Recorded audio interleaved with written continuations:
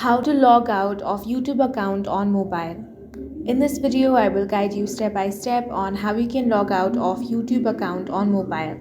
Now remember that there is no dedicated logout option on the YouTube app, so you will have to follow a workaround. For that, launch open the YouTube app on your device, then tap on the profile icon at the bottom right corner of your screen. From here, tap on switch account, then tap on manage accounts option. Now all the accounts that you have logged into your device will be shown over here. From here, you simply want to find the Google account that you want to log out of YouTube. Now you want to tap on the remove account option. Now remember that this is not only going to log out this Gmail account from the YouTube, but also from every application on this device.